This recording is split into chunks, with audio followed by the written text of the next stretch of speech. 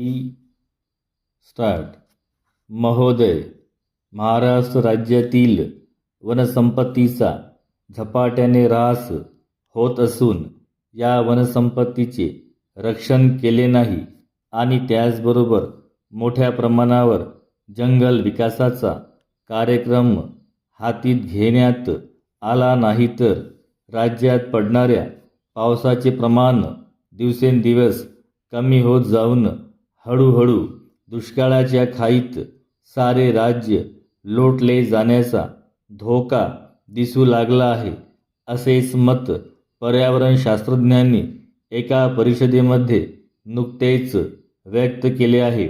त्यामुळे शासनाच्या वन विभागातर्फे आम्हाला असा आदेश मिळाला आहे की आपल्या कार्यक्षेत्राखाली असणाऱ्या विभागामधील एकूण जमिनीपैकी जंगलाखाली किती जमीन आहे आणि या जंगलामध्ये कोणत्या प्रकारची झाडे आहेत, नवीन झाडे लावण्याकरिता आपण कोणती उपाययोजना केली आहे आणि नवी झाडे लावल्यानंतर त्यांचे संवर्धन करण्याच्या दृष्टीने आवश्यक तो कर्मचारी वर्ग आपण नियुक्त केला आहे किंवा नाही याची माहिती आपणाकडून त्वरेने जाणून घ्यावी व जंगल संरक्षणाच्या व वाढीच्या दृष्टीने आपणास आवश्यक ते मार्गदर्शन करावे.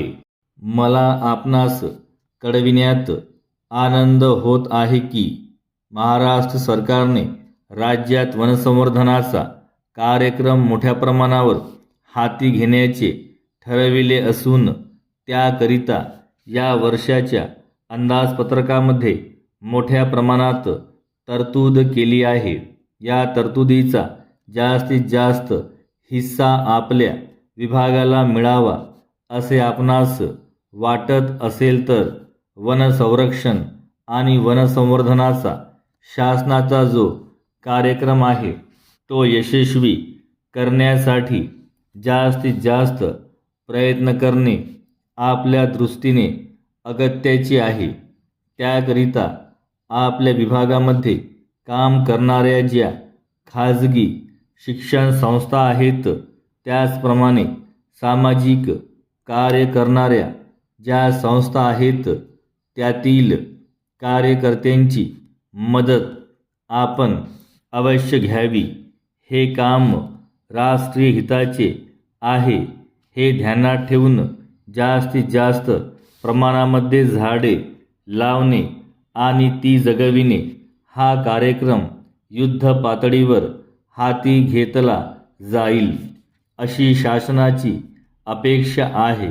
यासंबंधी गेल्या काही दिवसांपूर्वी आपणाला जे परिपत्रक पाठविण्यात आले आहे त्याच्यासोबत जो तक्ता जोडलेला आहे त्या तक्त्यामध्ये मागितलेली माहिती आपण या विभागाला 3 महिन्यांच्या आत पाठवावयास हवी होती, परंतु ही माहिती अद्याप या विभागामध्ये प्राप्त झालेली नाही. ती कृपया ताबडतोब पाठवावी.